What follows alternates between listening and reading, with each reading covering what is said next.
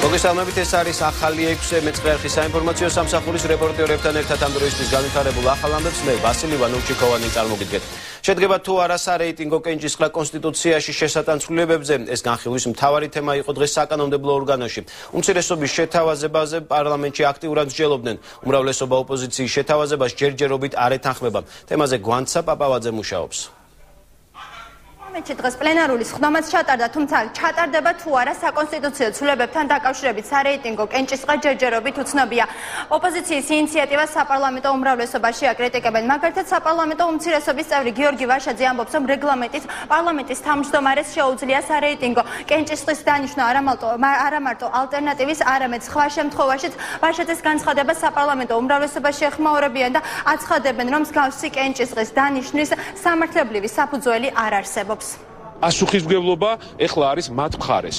ეს მუხლი, რომ არ არსებობდეს კონსტიტუციაში, ჩვენ ამას მხარს უჭერთ იმ შემთხვევაში, თუ დაფიქსირდება რამდენი ხმა აკლიათ და საერთო გადაწყვეტილებით, ერთიანი გადაწყვეტილებით ნაციონალური მოძრაობა მისცემს სწორედ იმდენ ხმას, რამდენიც მათ ჭირდებათ საკონსტიტუციო ცვლილების მისაღებად, ჩემი აზრით ამით საბოლოო შედეგი მიღწეული იქნება, რომ ეს უფლებამოსილება პრეზიდენტს არ ქონდეს, რასაც ამდენი ხანი გვეუბნეოდნენ და ასევე ჩვენ გავაგრძელებთ ნორმალურ თანაცხოვრებას საქართველოში. აქედან გამომდინარე, სარეიტინგო კენჭისყრის ჩატარებას სამართლებრივი საფუძველი არ აქვს. ეს უფრო ახირება არის მიმართული იმისკენ, რომ წარმოაჩინოს უმცირესობა თავისთავად როგორც გადამწყვეტი ფაქტორი კონსტიტუციური ცვლილებების მიღებისათვის. დღევანდელ ბიუროს სხდომაზე სარეიტინგო კენჭისყრასთან დაკავშირებით ასევე კომენტარი გააკეთა პარლამენტის თავმჯდომარემაც დავით უსუფაშვილმა განმარტა, რომ უმრავლესობა უმცირესობას ხმას არ სთხოვს უბრალოდ საკონსტიტუციო ცვლილებებში მონაწილეობას. თავაზობს ასევე დავით უსუფაშვილმა ახსნა, რა შემთხვევაშია შესაძლებელი საკონსტიტუციო ცვლილებების მიღება. უმცირესობაში ამბობენ, რომ დღეს უმრავლესობის რიტორიკა შეიცვალა. მოგეხსენებათ, დღევანდელი მდგომარეობით საქართველოს პარლამენტში არის 147 წევრი. საკონსტიტუციო ცვლილების მიღებას სჭირდება მინიმუმ 100 ხმა. უმცირესობის რიგებში დღევანდელი მდგომარეობით ირიცხება 53 პარლამენტის წევრი. შესაბამისად, საკითხი იმის შესახებ, რა შემთხვევაში იქნება მიღებული კონსტიტუციური ცვლილებები, განუმარტავ კონსტიტუციური ცვლილებები, ეს და ნებისმიერი სხვა, მიღებული იქნება მხოლოდ იმ შემთხვევაში, თუ მას მხარს დაუჭერენ ნაციონალურ მოძრაობაში დღევანდელი მდგომარეობით რიცხული პარლამენტის წევრები. კიდევ ერთხელ ვადასტურებ, ჩვენ ზათვად მხარი დაგიჭიროთ, მაგრამ არა იმ პირობებში, როდესაც საუბარია, რომ ჩვენს ხმებს, ჩვენს განწყობას, ჩვენს დამოკიდებულებას არანაირი მნიშვნელობა არ აქვს. ეს რა თქმა უნდა მიუღებელია. მე მივესალმები თქვენი განცხადების ტონალობას და შინაარსს ისევ ვიმეორებ. სარეიტინგო კენჭისყრის ჩატარებაზე დღეს განცხადებები პარლამენტის პლენარულ სხდომაზეც გაკეთდა. რატომ ითხოვენ ნაციონალურ მოძრაობაში კენჭისყრის ჩატარებას და რას პასუხობენ მათ საპარლამენტო უმრავლესობაში? თემის დეტალებზე ვცვლათ მეცხრეერხის მთავარ საინფორმაციო გამოშვებაში ზუსტად 9 საათზე გიამბობთ. მადლობა, ეს გვანცა პაპავაძე იყო. რა გზით ხდებოდა ოპოზიციაზე ზეწოლა 1 ოქტომბრის არჩევნებამდე? საპარლამენტო უმრავლესობის წევრმა უთარ ჩრდილელმა ჟურნალისტებს სამართალდამცველების წერილები წარუდგინა, სადაც პოლიციელები ერთმანეთს ოპოზიციურად განწყობილი ადამიანების შესახებ ინფორმაციას აწვდიან. კერძო წერილებში საუბარი იყო თუ რა კომპრომატები შეეძლოთ მოეპოვებინათ სამართალდამცველებს ამ ადამიანებზე და როგორ შეექმნათ მათთვის პრობლემები. ჩრდილელის განცხადებით პოლიციელები ძირითადად კოდური სიტყვებით საუბრობდნენ. დეპუტატი აცხადებს, რომ ეს წერილები მას პირველ წყარომ მიაწოდა. ეხლა მე ერთ საგიკითხავთ, აქ სხვადასხვა სტრუქტურებში ნამუშევარია უჭირავს ნეიტრალური პოზიცია, ჩვენ სასარგებლოდ არ აქტიურობს. ინფორმაციით შემჩნეულია საახლობლო წრეში, ანტინაციონალურ საუბრებში. უფრო მეოცნებე, შეიძლება გაუჩალიჩოთ ჩხალებში სკვერი. ეს არის შესაბამისი ორგანოებზე გადაცემული და შესაბამისი ორგანოები გაარკვევენ ყველაფერს. ეს არის ნამდვილი ინფორმაცია, პირველ წყაროდან მოწოდებული ინფორმაცია. რუსეთის მიერ ოკუპირებული ტერიტორიების სხვა ქვეყნების აღიარების უკან წაღების საკითხი. აფხაზეთის რკინიგზა, სოჭის ოლიმპიური თამაშები, მესხეთ, ჯავახეთი და ჟენევის მოლაპარაკებები. ამ თემებზე პარლამენტში დასმულ კითხვებს დღეს რეინტეგრაციის სახელმწიფო მინისტრმა უპასუხა. პაატა ზაქარეიშვილი ტერიტორიული მთლიანობის აღდგენის საკითხთა დროებითი კომისიისა და დიასპორისა და კავკასიის საკითხთა კომიტეტის გაერთიანებულ სხდომაზე დილის 10 საათზე მივიდა. მინისტრის განცხადებით, ახალქალაქის საკრებულოს მიერ დაყენებული საკითხი სომხური ენისთვის რეგიონული სტატუსის მინიჭებაზე პირველი არ არის. ზაქარიაშვილის განცხადებით მას აქვს ჩანაწერი, სადაც ნაციონალური მოძრაობის ერთ-ერთი ლიდერი ადგილობრივ მოსახლეობას საკითხის პარლამენტში გატანასპირდება. მე მაქვს უკვე კასეტა და დისკი სოფრენაზე არის ერთ-ერთი ლიდერი ნაციონალური მოძრაობისა, გვასადავა სახელით იმიტომ რომ ქვია ის ნებართვისა, მაგრამ თვენახევრის უკან გამოდის ახალქალაქში მიტინგზე და ამბობს რომ მე ყველაფერს გავაკეთებ, რათა პარლამენტში საკითხი დაისვას ქართიაზე და ქართიაზე ლაპარაკობს სოფურენის რეგიონის გამოცხადებაზე. სუმალე შეგვიძლია ვილაპარაკოთ იმაზე, რომ უკვე არათუ არ აღიარების პოლიტიკა მუშაობს, არამედ უკვე აღიარებული პოლიტიკის უკან დაბრუნების პროცესიც შეიძლება დაიწყოს და ეხლა ამ წუთში ჯერჯერობით კიდე მიდის დადასტურება რაღაც ნაბიჯებისა და იმედია რომ სულ მალე ჩვენ ვნახავთ, რომ ახალი ხელისუფლების პირობებში უკვე ზოგიერთი აღიარების უკან წაღების ფაქტი შეიძლება შედგეს. ლაპარაკია ვანუატუზე, მაგრამ ჯერჯერობით ეს მაინც არის დაწყებულია საქმე და დამთავრებული არის. ქართულ ბანკის გაკოტრებასთან დაკავშირებით ბრალდებული პირების მიმართ აღკვეთი ღონისძიების საკითხს განიხილავს საქალაქო სასამართლო. ბრალდება წარდგენილი აქვს 19 ადამიანს, მათ შორისაა ლაურა ღაჭავა, ცეზარ ჩოჩელი და დავით კოდუა. ბრალდება საწარმოში დიდი ოდენობით ქონების გადამალვას და ქონებრივი ვალდებულებებისთვის თავის არიდებას გულისხმობს. გამოძიების ინფორმაციით დანაშაული ჩადენილია ორგანიზებული ჯგუფის მიერ, რომელსაც ბრალი ასევე ყალბი საგადასახადო დოკუმენტაციის დამზადება გამოყენებაში ედება.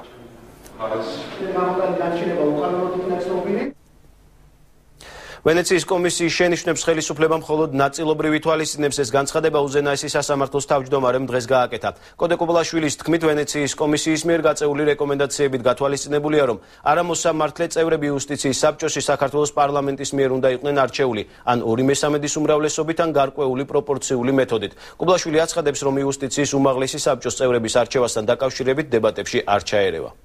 მე არ მინდა ჩავერიო პოლიტიკურ დებატებში საქართველოს პარლამენტის სხვადასხვა ფრაქციებს შორის. ერთი მინდა აღნიშნო მხოლოდ, რომ ვენეციის კომისიის როგორც ადრეული რეკომენდაციები, ისე ჩვენ კონკრეტულ საკითხთან მოცემული რეკომენდაცია თulis, რომ არამოსამართლე წევრები იუსტიციის უმაღლეს საბჭოში საქართველოს პარლამენტის მიერ არჩეული უნდა იქნენ ან 2/3 უმრავლესობით, ესეა დაწერილი, ან შეიძლება ესე არ იყოს, მაგრამ გარკვეული პროპორციული მეთოდი. უზენაესი სასამართლოს მიერ ორგანიზებულ შეხვედრას, სადაც სისხლის სამართლის საკითხები, კერძოდ აღკვეთი ღონისძიებების გამოყენების პრაქტიკა განიხილებოდა, პროკურორები არ დაესწრნენ. მიუხედავად იმისა, რომ საკითხის გარკვევა თავის დროზე სწორედ პროკურორებმა მოითხოვეს. შეხვედრაში საქართველოში მოქმედი არასამთავრობო ორგანიზაციები და საერთაშორისო ორგანიზაციები, საქართველოს მოსამართლეთა კორპუსისა და საქართველოს ადვოკატთა ასოციაციის წარმომადგენლები მონაწილეობდნენ. სასამართლოსთან თანამშრომლობის ჯგუფის ფარგლებში დღეს რიგით მეხუთე შეხვედრა გაიმართა. იყო ძალიან დიდი ინტერესი და საერთოდ მინდა გითხრათ, რომ ეს საკითხი აღკვეთის ღონისძიების გამოყენების სასამართლო პრაქტიკის განხილვის საკითხი დააყენეს ჩვენთან პროკურატურის წარმომადგენლებმა. მათი თხოვნით გადავწყვიტეთ, რომ პირველივე შეხვედრა სისხლის სამართლის მიმართულებით გაგვეკეთებინა სწორედ ამაზე, მაგრამ სამწუხაროდ შემდეგ არც ერთი მათგანი არ მოვიდა ჩვენთან ამ საკითხის განხილვისას. ამგვარი ტიპის შეხვედრები ხელს შეუწყობს ადამიანის უფლებათა სტანდარტის უკეთ დაცვას და ხელს შეუწყობს სასამართლოს განვითარების პროცესში არასამთავრობოების და ადვოკატების ჩართულობას. ზოგადად საუბარი იყო იმაზე და იმ პრობლემატიკაზე, რომ აღკვეთი ღონისძიების შეფარდების საკითხში, ასე თქვა, სასამართლოს მიერ მიღებული გადაწყვეტილებები, მხარეების მიერ წარმოდგენილი პოზიციების სტანდარტი მაღალი იყოს, შეესაბამებოდეს და უახლოვდეს ევროპულ დონეს. პროკურორების საქმის შემსწავლელი კომისია ჩავიდა არჩილ კბილაშვილის დავალებით აჭარაში. პროკურორებით დაკომპლექტებული კომისია იმ თანამშრომლების საქმეებს შეისწავლის, რომლებზეც უწყებაში საჩივრები შევიდა. კომისიის წევრები იუსტიციის სახლის წინ მოშიმშილეებსაც შეხვდნენ. მეხუთე დღეა ბათუმის იუსტიციის სახლის წინ გაშლილ კარავში ყოფილი პატიმრები პროკურორების გადადგომის მოთხოვნით შიმშილობენ. ისინი თანამდებობიდან ავთუკილაძის გათავისუფლებას ითხოვენ. უზენაესი სასამართლოს გამამართლებელი განაჩენით, რომელიც 16 იანვარს შედგა 2013 წლის, ვარ გამართლებული და ვითხოვ უკანონო პატიმრობაში ჩემი ყოფნისათვის სისხლის სამართლის პასუხისმგებლობის საქმის დაყენება სალთანდილ კილაძის მიმართ. მას შემდეგ რაც ცნობილი გახდა რომ აჭარაში, კერძოდ ქალაქ ბათუმში საქართველოს მოქალაქეები აფიქსირებდნენ თავის პოზიციას და პროტესტს აჭარის პროკურატურაში მომუშავე თანამშრომლებთან დაკავშირებით, მთავარი პროკურორის მითითებით სპეციალური ჯგუფი ჩამოვიდა ქალაქ ბათუმში, ადგილზე შევიცავთ ეს საკითხი. შესაბამისად, გუშინვე ჩვენ გავესაუბრეთ აქციის წარმომადგენლებს, ორ მათგანს გავესაუბრეთ, დავაფიქსირეთ მათი პოზიციები. დღეს მდგომარეობით ჩვენ ვაგრძელებთ მუშაობას. გენერალური ინსპექციის მიერ მიმდინარეობს მოკვლევა. თუ დადგინდა ჩემს მიერ სამართალ დარღვევა, ან თუ დადგინდა დანაშაული, ბუნებრივია გადავდგები და ეს იქნება ჩემი გადაწყვეტილება. ყაჩაღობის ფაქტის დამალვაში ადანაშაულებს საპარლამენტო უმცირესობის წარმომადგენელი თინათინ ბოკუჩავა შინაგან საქმეთა სამინისტროს. ბოკუჩავას განცხადებით მიმდინარე კვირის განმავლობაში ყაჩაღობის 2 ფაქტი დაფიქსირდა ქუთაისში ნიკიას ქუჩაზე და წყალტუბოს რაიონის სოფელ ტყაჩირში. დეპუტატი დასძენს, რომ კრიმინალებმა მოქალაქეები ჯერ დააყაჩაღეს, შემდეგ კი ცხელი უთოთი სასტიკად აწამეს. იმერეთის მთავარი სამმართველოს უფროსის მოადგილის განცხადებით მსგავსი ფაქტი ბოლო 1 თვის განმავლობაში არ დაფიქსირებულა და თინათინ ბოკუჩავას მოუწოდებს თავი შეიკავოს მსგავსი განცხადებების გაკეთებისგან. ჩვენ გვაქვს ინფორმაცია, რომ ეს 2 დანაშაული დაიმალა და სამწუხაროდ შინაგან საქმეთა სამინისტრომ არ გაამჟღავნა ეს და მოვუწოდებთ მათ, რომ სწორი ინფორმაცია მიეწოდონ და სწორი სტატისტიკა მიეწოდონ მოსახლეობას. აღნიშნულ ფაქტს ადგილი არ ქონია, არც ერთი კვირისին, არც ბოლო თვის განმავლობაში და მსგავსი განცხადება არის ყოველად უპასუხისმგებლო და ყველას მოვუწოდებთ თავი შეიკავოს ანალოგიური შინაარსის განცხადებების გაკეთებისგან. სრუჩვენებების მიცემაში ადანაშაულებს ჟურნალისტ გოჩა მუკბანიანსა და დავით ქაშიაშვილს შინაგან საქმეთა სამინისტროს საზოგადოებასთან ურთიერთობის სამსახურის ყოფილი ხელმძღვანელი. გურამ დონაძე მიიჩნევს, რომ მუკბანიანი გამოძიებისთვის სრუჩვენების მიცემის გამო ისევე უნდა დააკავონ, როგორც ეს მაიზერლი პარტელიანის შემთხვევაში მოხდა. დონაძე განმარტავს, რომ მუკბანიანის ჩვენების მიხედვით ბუტარობაქიძის მკვლელობის ადგილზე ცეცხლსასროლი იარაღი არ იყო და ამის ამსახველი ვიდეო მასალა მას დონაძემ გამოართვა და დაემუქრა თუ ნანახის შესახებ იტყო და მის გვამსაც ვერ იპოვიდნენ. დონაძის თქმით, მუკბანიანი იმასაც ამტკიცებს, რომ მანქანიდან არ გადმოსულა, თუმცა შემთხვევის ადგილზე გადაღებულ კადრებში ის რამდენჯერმე ჩანს. ასევე ისმის, როგორ გადასცემს მუკბანიანი ნოლოძდაოს, რომ შეიარაღებული პირებიდან ერთ-ერთი დაჭრილია. გურამ დონაძის განცხადებით, ამ ჩვენების შემდეგ გოჩა მუკბანიანი და მისი და სასჯელ ახსრულების სამინისტროში მაღალ თანამდებობებზე დაინიშნენ. შინაგან საქმეთა სამინისტროს საზოგადოებასთან ურთიერთობის სამსახურის ყოფილი ხელმძღვანელი ჟურნალისტ დავით ქაშიაშვილის მიერ გამოძიებისთვის არასწორი ინფორმაციის მიცემაზეც საუბრობს. ქაშიაშვილის ჩვენებაში ნათქვამია, რომ მკვლელობის დღეს იგი სამსახურში მორიგე იყო, თუმცა დონაძის თქმით ეს სიცრუეა, რადგან 2004 წელს ქაშიაშვილი საერთოდ არ მუშაობდა მასთან და მხოლოდ 2005 წელს მიიღო იგი სამსახურში. სახეს დააკვირდით მისას. გოჩა მუკბანიანი, რომელიც არის სრულ მოწმე ამ საქმეში, რომელიც დღეს მუშაობს მაღალ თანამდებობაზე ამ ჩვენებების მერე სავარაუდოდ, ყოველ შემთხვევაში 1 ოქტომბრის მერე, ის წერს, რომ მე რომ მივედი კასეტა გამოვართვი, სადაც იარაღები არ იყო თურმე, მე ჩავისვი მანქანაში, იქ შევაშინე რომ მოკლავ დაგმარხავ არ თქვა ეს არაფერი არსად, მე გადავიდა დახვდათ იარაღები და ამ სცენარს უხელმძღვანელე მე. მე წარმოგიდგინეთ მასალა 39 წამზე გასროლიდან, სადაც არის დაჭრილი ამირან ბუტარობაქიძე. მუკბანიანი დგას 1 მეტრში, ხელში უჭირავს რადიოსადგური, ცდილობს ინფორმაციის გადაცემას ანძაზე. ხარისხის განვითარების ეროვნულ ცენტრს განათლებისა და მეცნიერების მინისტრი თხოვნით მიმართავს აგრარულ უნივერსიტეტისთვის ავტორიზაციის აღდგენის თაობაზე. შესაბამისი პროცედურები მაქსიმალურად დაჩქარებულ ვადებში კანონის ფარგლებში განხორციელდეს. გიორგი მარგველაშვილმა სამინისტროში გამართულ საგანგებო ბრიფინგზე წუხილი გამოთქვა, რომ ხარისხის მართვის სამსახურის თანამშრომლები კახა ბენდუქიძისა და ხატია დეკანოიძისა და ყოფილი მაღალჩინოსნების პოლიტიკური კლოუნადის, პიარისა და უსამართლო თავდასხმის მსხვერპლი გახდნენ. განათლების მინისტრმა იმედი გამოთქვა, რომ აკრედიტაციის სამსახური პრობლემას სწრაფად და ეფექტურად გადაწყვეტს. ჩვენ თვალს ვადევნებდით ყოველად ამაზრზე პოლიტიკურ კამპანიას, რომლის ლოზუნგიც იყო ბენდუქიძე დგას კანონზე მაღლა. დღეს ხარისხის მართვის სამსახურში არის წარდგენილი დოკუმენტები, სადაც ალბათ თავისთვის გასაოცრად და უჩვეულოდ ის ჯგუფი, რომელიც თავის კანონზე მაღლა აყენებდა 9 წლის განმავლობაში, მოსული არის შესაბამისობაში საქართველოს კანონმდებლობასთან. ხარისხის სამსახურს გთხოვთ შემდეგს. კოლეგებო, გთხოვთ მაქსიმალურად დაჩქარებულ ვადაში და კანონის ფარგლებში განახორციელეთ შესაბამისი პროცედურები იმისთვის, რომ დამთავრდეს ეს PR სპეკულაციები. საბოტაჟის მცდელობის ფაქტებზე საუბრობენ დამოუკიდებელ სტუდენტთა ასოციაციის წევრები აგრარული უნივერსიტეტისა და საქართველოს ტექნიკური უნივერსიტეტის რექტორების მხრიდან. როგორც დღევანდელ ბრიფინგზე ასოციაციის ერთ-ერთმა წევრმა განაცხადა რექტორი ლაშა გოცირიძე, სტუდენტებზე ზეწოლას ახორციელებდა, რომ ისინი აქციებზე მისულიყვნენ. წინააღმდეგ შემთხვევაში ისინი უნივერსიტეტიდან გაირიცხებოდნენ. რაც შეეხება ტექნიკური უნივერსიტეტის რექტორ არჩილ ფრანგიშვილს ასოციაციის ერთ-ერთი წევრის განცხადებით, ფრანგიშვილი ბლოკავს მის პროექტებს იმედით, რომ შემდეგ სტუდენტები აქციებს მოაწყობენ და ამ ყველაფერს პოლიტიკური სახე მიეცემა. ასოციაციის წევრები მოუწოდებენ მინისტრს ყურადღება მიაქციოს რექტორების საქმიანობას.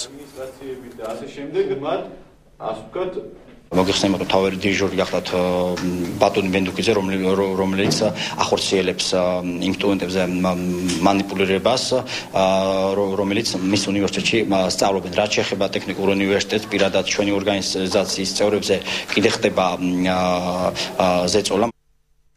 კონკურსი გამოცხადა 11 ვაკანტურ თანამდებობაზე თავდაცვის სამინისტროში, მათ შორის იურიდიული, შესყიდვებისა და ფინანსური დეპარტამენტების ხელმძღვანელების ვაკანსიებზე. კონკურსში მონაწილეობის მიღება საქართველოს ყველა ქმედუნარიან მოქალაქეს შეუძლია, რომელსაც სათანადო ცოდნა და გამოცდილება აქვს. მიაღწია 21 წლის ასაკს და ფლობს საქართველოს სახელმწიფო ენას. როგორც მინისტრის მოადგილემ აღნიშნა, კანდიდატი საკონკურსო მოთხოვნებს უნდა აკმაყოფილებდეს. კონკურსში მონაწილეობისთვის განაცხადი მხოლოდ ერთ ვაკანსიაზე და მხოლოდ ელექტრონული ფორმით. საჯარო სამსახურების ბიუროს მიერ ადმინისტრირებულ ვებგვერდზე HR.gov.gz-ზე უნდა გადმოაგზავნონ.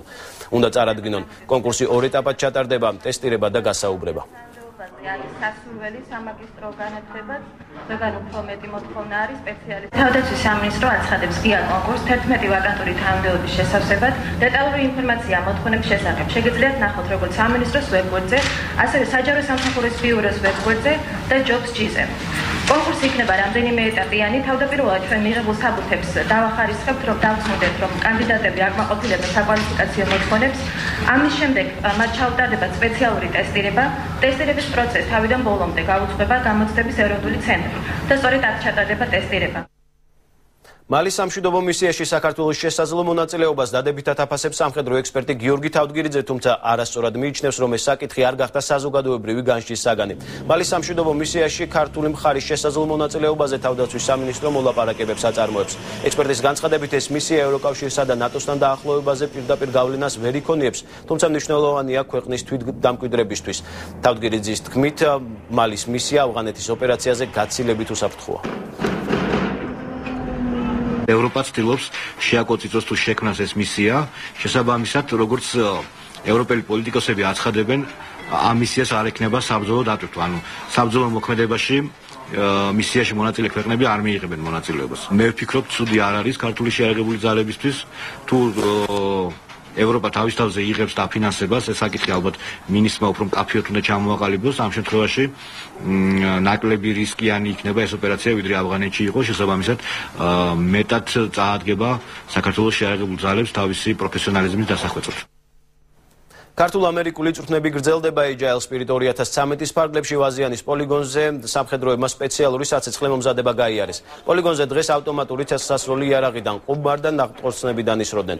ერთობლივ წვრთნებში ამერიკის შეერთებული შტატების საზღვაო ქვეითთა კორპუსის 350 ჯარისკაცი და ქართული მეორე ქვეითი ბრიგადის 23 ბატალიონი მონაწილეობს. სწავლებაში პირველად ქართველი ჟურნალისტები ჩაებდნენ. ისინი ISAF-ის მისიის გასაშუქებლად სპეციალურ მომზადებას გაივლიან.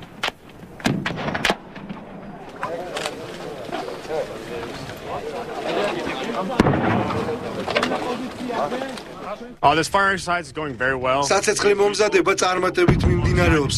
არის დეტალები, რომელსაც ჩვენ ვსწავლობთ ქართველი სამხედროებისგან და არის რაღაცეები, რასაც ქართველები ჩვენგან იღებენ. ამ ეტაპზე ვიმყოფებით სწავლებაზე Agile Spirit, ვიმყოფებით აქტიურ ფაზაში. მიმდინარეობს წვრილკალიბრიანი ცეცხლსასროლი იარაღიდან სროლა. ეს იარაღი ძირითადად გამოიყენება სამშვიდობო ოპერაციებში. ხვალიდან დავიწყებთ ტაქტიკურ წვრთნებს, რომელიც ითვალისწინებს სრული სპექტრი კონტრამბუხებულების საწინააღმდეგო სწავლებას. იქნება პატრულირება, კორდონის შრეკა და სხვა სახის წვრთნები. ეს სწავლება რა თქმა უნდა არის დახვეწილი და შემდგომში ჩვენ თვალები ავღანეთში როცა გამომგზავრებით და შევასრულებთ იქ მისიებს, რა თქმა უნდა ეს სწავლებები ჩვენ დიდ გამოცდილებას შევძენთ იქ ავღანეთის რესპუბლიკაში. რუსის სამხედროების მიერ ეგრეთ წოდებული საზღვრის მავთულხლართებით მონიშნვის ინტენსიური პროცესი ხელისუფლების ცვლილების შემდეგ დაიწყო, აცხადებს ანდრო ბარნოვი. შიდა ქართლის გუბერნატორის შინაგან საქმეთა მინისტრის განცხადებას გამოეხმაურა. ბარნოვის თქმით, რუსმა სამხედროებმა საზღვრის გამაგრება თავდაპირველად 2012 წელს დაიწყეს, თუმცა ქართულ მხარესთან ინტენსიური მოლაპარაკების შემდეგ ეს პროცესი შეჩერდა. ხელისუფლების ცვლილების შემდეგ კი ეგრეთ წოდებულ საზღვარზე მავთულხლართები უკვე რამდენიმე ადგილზე გამოჩნდა. გუბერნატორმა ინციდენტების პრევენციის ფარგლებში მომუშავე ჯგუფში მონაწილეობის სურვილიც გამოთქვა. ბრიფინგზე გუბერნატორმა კონფლიქტების დარეგულირების საკითხებში მრჩევლად შიდა ქართლის სამხარეო პოლიციის უფროსის ყოფილი მოადგილე შალვა ტრამაკიძის კანდიდატურა დაასახელა, რომელიც წლების განმავლობაში ინციდენტების პრევენციის ფარგლებში მომუშავე ჯგუფის შემადგენლობაში იყო. ეს რა პასუხია პოზიტიურ? დაახლოებით 1 წლის წინ, ეს იყო 2012 წლის გაზაფხული, როდესაც რუსებმა მართლაც დაიწყეს ოსებთან ერთად ამ ახალი მავთულხლართების გავმა. ეს პროცესი გაგრძელდა არასრული 1 თვე და შემდეგ ისევ ჩვენი წარმომადგენლების აქტიური ჩართვისა და მოლაპარაკების შედეგად ეს პროცესი შეწყდა. ეს პროცესი დაწყებული არის 1 წლის წინ. ეს არ დაწყებულა ჩვენი ხელისუფლებაში ყოფნის დროს. უნდა იყოთ უბრალოდ გნებავთ ვაჟკაცობა, გნებავთ გამბედაობა, არ ვიცი კიდევ რა დავარქვა ასეთ აქციელს და თქვენ სიმართლე, ერთხელ მაინც თქვენ სიმართლე. ჩვენ 9 წლის განმავლობაში ვისმინეთ მხოლოდ და მხოლოდ ტყუილს. ესაც იყო ტყუილი, რომ თითქოს ჩვენ ამას ვმალავთ. პირიქით, ჩვენ ამაზე ვმუშაობთ. აზარტული თამაშების ორგანიზებასთან დაკავშირებით საკანონმდებლო ცვლილებების პროექტს აკრიტიკებს ახალგაზრდა ფინანსისტთა და ბიზნესმენთა ასოციაცია. ორგანიზაცია სათამაშო ბიზნესის ასოციაციის პოზიციას ემხრობა და პარლამენტს ურჩევს დეპუტატ კობა დავითაშვილის მიერ ინიციირებულ შეზღუდვები კანონპროექტში არ გაითვალისწინოს. აბა მიიჩნევს, რომ სათამაშო ბიზნესის რეკლამირების სრული აკრძალვა დაუშვებელია და მისი მკაცრი შეზღუდვა ამ სფეროს არალეგალურ გარემოში გადასვლას გამოიწვევს. ამასთან ახალგაზრდა ფინანსისტები შესაძლო უარყოფით ეკონომიკურ ფაქტორებზეც მიანიშნებენ. მათი ვარაუდით სამორინე და სხვა სათამაშო დაწესებულებათა რეგლამენტირება ბიუჯეტის საშემოსავლო ნაწილზე იმოქმედებს. არსებული მონაცემებით ამ ბიზნესიდან სანებართო და სალიცენზიო მოსაკრებელის სახით ბიუჯეტში 140 მილიონი ლარი შედის. თუ აღმოვაჩენთ, რომ რაიმე პრობლემა არის, თქვათ, ტრანსპორტში, მეტროში რეკლამა, დღის განმავლობაში სატელევიზიო რეკლამა, ამაზე პრობლემა ჩვენ არ გვაქვს. კი ბატონო, ამას შეიძლება დავაწესოთ დამატებითი რეგულაცია, მაგრამ რეკლამის სრულად აკრძალვა, რაც გულისხმობს იმას, რომ ვერავით არის აქტიურობა, ვერავით არის სპორტული ღონისძიების დაფინანსებას, ვერ შეძლებს სათამაშო ბიზნესი, ეს პრობლემატურია არა მარტო სათამაშო ბიზნესისათვის, ეს არის სპორტისთვის, ტელევიზიებისთვის, სარეკლამო კომპანიებისთვის და ბიუჯეტისთვის თავად პრობლემატურია. კანონპროექტის ინიციატორის შეფასება ამ მხრივ იყო გადაჭარბებული, თუ მსგავსი პრობლემები არსებობს, ჩვენი აზრით უნდა შეიქმნას სპეციალური ჯგუფი ან კომისია, რომელიც ამ ბიზნესის ნეგატიურ ზემოქმედებას და გავლენას შეისწავლის და თუ მართლაც დაფიქსირდება, რომ პრობლემა ძალიან მასშტაბურია და ძალიან ღრმაა, მხოლოდ ამის შემდგომ დავიწყოთ სხვადასხვა მკაცრ შეზღუდვებზე საუბარი, თუმცა მკაცრი შეზღუდვა ჩვენი აზრით მაინც მიუღებელია და უფრო ცუდ შედეგებს მოგვიტანს, ვინაიდან ჯობს ეს ბიზნესი არსებობდეს კონტროლირებადი, რეგულირებადი, კანონით განსაზღვრული ფორმით, ვიდრე ის არ არსებობდეს და ის არსებობდეს არალეგალური სახით. აღმოსავლეთ ევროპის საინფორმაციო ტექნოლოგიების უმსხვილესი კომპანია საქართველოს საინვესტიციო გარემოთ ინტერესდება. ასეკო ჯგუფი IT ტექნოლოგიების სფეროში მოღვაწე ერთ-ერთი ქართული საწარმოს საკონტროლო პაკეტის შეძენას სურს, რის შემდეგაც კომპანია პროგრამული უზრუნველყოფის ადგილობრივ ბაზარზე გააქტიურებას აპირებს. პოლონური კომპანია წარმატებით მუშაობს დასავლეთ ევროპულ და მსოფლიოს წამყვანი ეკონომიკის მქონე ქვეყნებში. მისი ბიზნესის ძირითად პროფილს საბანკო და სადაზღვევო სისტემის პროგრამული უზრუნველყოფა წარმოადგენს. ასეკოს გამგეობაში საქართველოს სახელმწიფო სტრუქტურებთან თანამშრომლობა არ გამორიცხავენ. პარტნიორულ ურთიერთობაზე მოლაპარაკებების პროცესი პოლონელი ბიზნესმენები მთავრობის წევრებთან უკვე აწარმოებენ. ასეკოს დირექტორთა საბჭოს წევრები დღეს ფინანსთა მინისტრ ნოდარ ხადურს შეხვდნენ. ჩვენი ამოცანა, მათ შორის ფინანსთა სამინისტროს ამოცანა მაქსიმალურად გამოვიყენოთ თანამედროვე ტექნოლოგიები, მაგრამ ამავე დროს ჩვენ უნდა გვესმოდეს და მათ ძალიან კარგად იციან, რომ იმისათვის, რათა ჩვენთან თანამშრომლობენ, არსებობს სახელმწიფო შესყიდვების კანონმდებლობა და ასე შემდეგ, ასე რომ ჩვენ მზად ვართ განვიხილოთ მათი პროგრამული უზრუნველყოფები, ჩვენ მუშაობთ ამ თემაზე ფინანსთა სამინისტრო, რაც შეეხება კონკრეტულ გადაწყვეტილებებს, ის მიიღება მხოლოდ მოქმედი კანონმდებლობის შესაბამისად. ელსა შეუზღუდავი უფლებებისა და შესაძლებლობებისთვის ევროპის იურის სტუდენტთა ასოციაცია საქართველოს სახალხო დამცველთან და თბილისის სახელმწიფო უნივერსიტეტთან ერთად ახალ პროექტს იწყებს, რომლის მიზანით შეზღუდული შესაძლებლობების მქონე პირთა შესახებ საზოგადოებრივი ცნობიერების ამაღლება და იმ საკანონმდებლო ხარვეზების გამოსწორებაა, რომელზეც სპეციალისტების აზრით ამ სფეროში მრავლად არსებობს. Როგორი იქნება სტუდენტების მონაწილეობა შეზღუდული შესაძლებლობების მქონე პირთა საკითხებში და რას ფიქრობენ ახალგაზრდების მონაწილეობაზე არასამთავრობო სექტორი? Ვცვლად ჩვენს მთავარ გამოშვებაში საღამოს 9 საათზე. პროექტი იქნება საკმაოდ მრავალფეროვანი და გაგრძელდება მომავალი რამდენიმე თვის განმავლობაში და გაერთიანებს ისეთი სახის ღონისძიებებს, როგორც არის სამართლის სკოლები, სემინარები, ვიზიტები დღის ცენტრებში, ასევე ესპ ჩემპიონატი, კონფერენცია, კვლევა, რომელიც იქნება ძალიან მნიშვნელოვანი, ეს იქნება სტუდენტური სახის კვლევა, რომელიც გაკეთებს ერთგვარ ანალიზს საქართველოში არსებული პრობლემების, კანონმდებლობის ხარვეზების შესახებ. მიმდინარე წლის 4 მარტის საქართველოს პრეზიდენტის ბრძანებულების შესაბამისად 2013 წელი საქართველოში გამოცხადდა შეზღუდული შესაძლებლობების მქონე პირთა უფლებების დაცვის წლად. დაწესებულებების მონიტორინგმა ძალიან ბევრი პრობლემა წარმოიშვა, მათ შორის არასათანადო მოპყრობასთან დაკავშირებით მათი უგულვებელყოფა, როგორც დაწესებულების პერსონალის, ისე მათი ოჯახის წევრების მხრიდან პრობლემები საკმაოდ ბევრია. აქედან გამომდინარე, ვფიქრობ, რომ თვითონ ეს მონიტორინგის ანგარიში საინტერესო იქნება დღეს სტუდენტებისთვის. ცაგერის საკრებულომ სოციალურად დაუცველ მოსახლეობაზე გასულ წელს ფინანსთა სამინისტროს მიერ გადაცემული ტვირთის დარიგება დაიწყო. 104,000 ლარის ღირებულების საყოფაცხოვრებო ნივთებს, ტანსაცმელსა და ფეხსაცმელს სხვადასხვა კატეგორიის ადგილობრივ მოსახლეობასთან ერთად დევნილებიც მიიღებენ.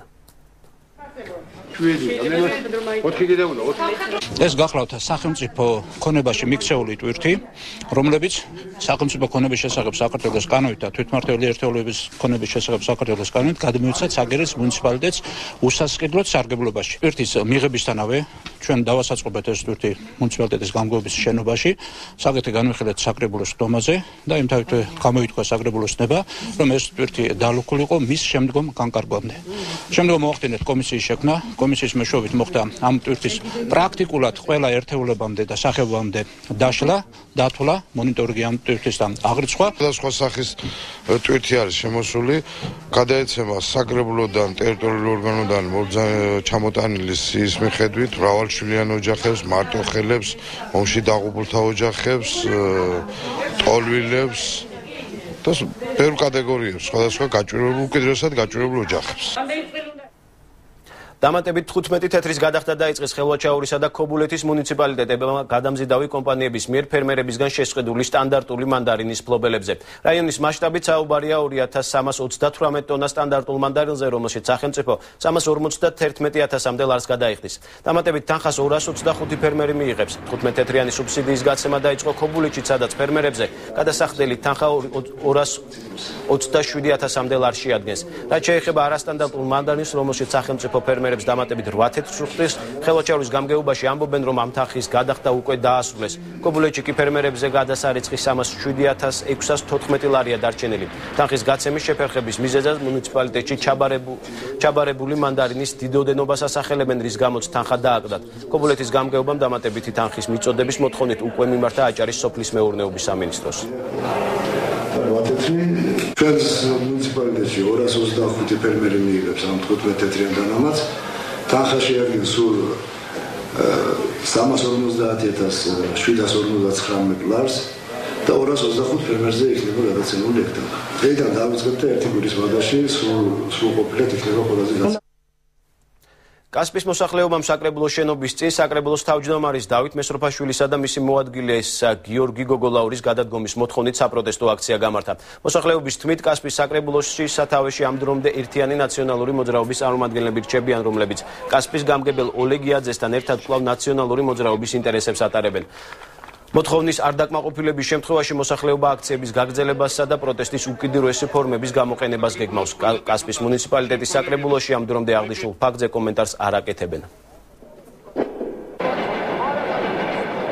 ყველგან შეიცვალა მთელი საქართველოს მასშტაბით კადრი და აქ ისევ იგივე ნაციონალური კადრია, იგივე ნაციონალურ წესებით და თამაშებით თამაშობენ და ამის გამო შეიკრიბა და პროტესტს გამოთქვამს ეს ხალხი, რომ გამგებლის გადაყენება მთელ რაიონს უნდა, მაგრამ ეს ხდება საკრებულოს მეშვეობით. ამიტომ საკრებულოს მოუწოდებთ ამ აქციით, რომ დატოვოს თანამდებობა საკრებულოს თავმჯდომარემ და მისმა მოადგილემ.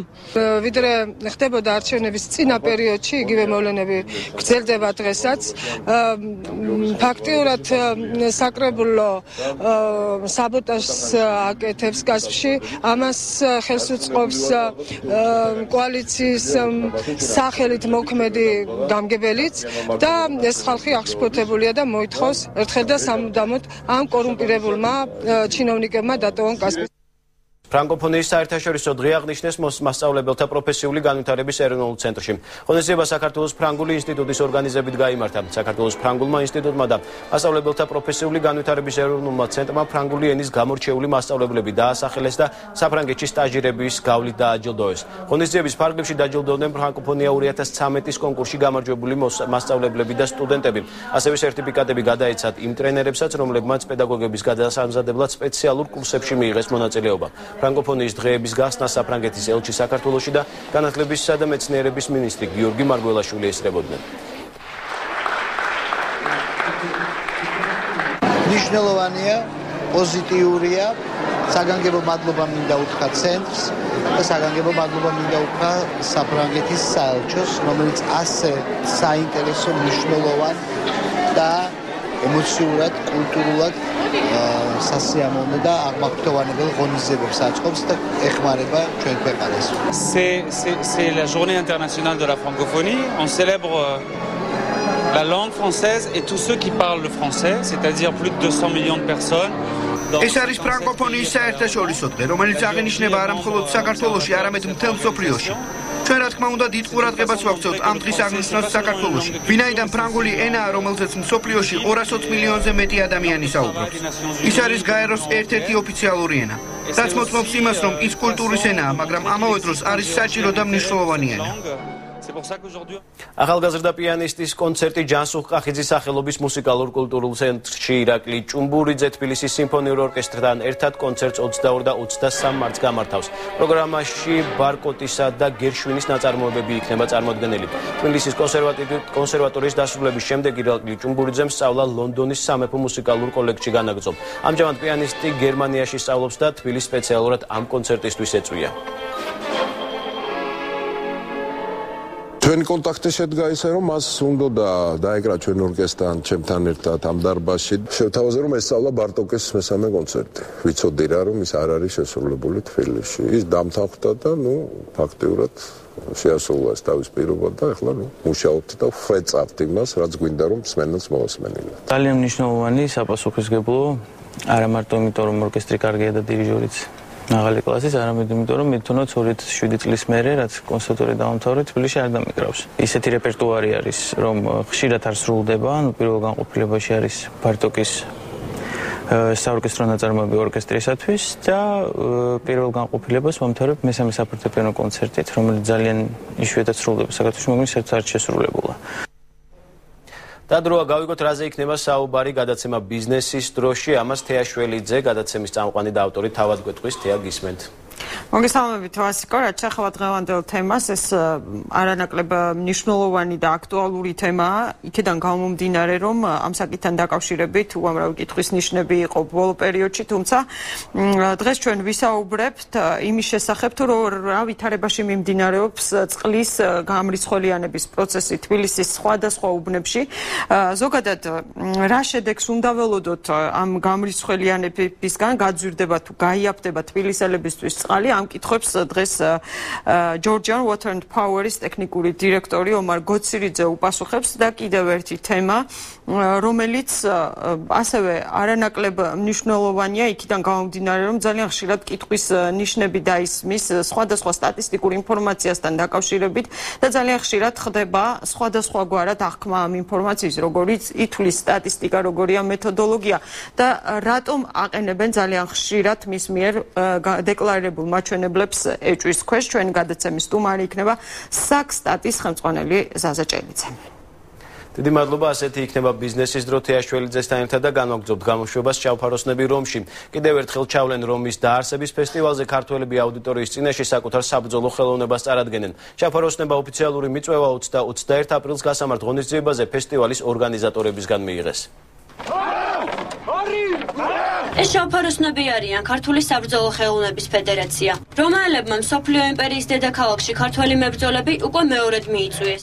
მსოფლიოში ერთ-ერთ ყველაზე ცნობილ და მასშტაბურ ფესტივალზე ნატალი დი რომა მებრძოლები კიდევ ერთხელ შეეცდებიან უძველესი ქართული საბრძოლო ხელოვნების წარმოჩენას. ფესტივალი რომის დაარსებას ეძღვნება. მის სანახავად რომში ტურისტები მთელი მსოფლიოდან ჩადიან. შავფაროსნები წელს განსხვავებული სანახაობით წარდგებიან და ქართული კულტურის რამდენიმე მიმართულებას წარადგენენ.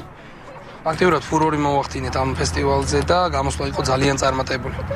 დღესაც გვწერენ იტალიელები, რომ მოხარულები იქნებიან თუ წელსაც გვიხილავენ იმავე ფესტივალზე. დღემდე არ ყავს სპონსორი. მე ვთხოვ კერძო სექტორს, ვთხოვ სახელმწიფო სექტორს იქნებ რაღაც სახით მოახერხონ და დაგვეხმარონ რომ დაასპონსორონ ჩვენი რომში მოგზაურობა. მზადებით ფესტივალისთვის, რომელიც 20 აპრილს რომში გაიმართება და იმედია ძალიან კარგად წარსდგებით და წარმოაჩენთ საქართველოს სახეს. ხევსურულ სამოსსა და ქართულ ტრადიციულ აღჭურვილობაში გამოწყობილი ქართველი მებრძოლები კოლიზეუმთან გამართული მსვლელობის შემდეგ ცირკომასიმოს მოედანზე ტრადიციულ საბრძოლო საჩვენებელ წარმოდგენას ქართული მუსიკის თანხლებით გამართავენ.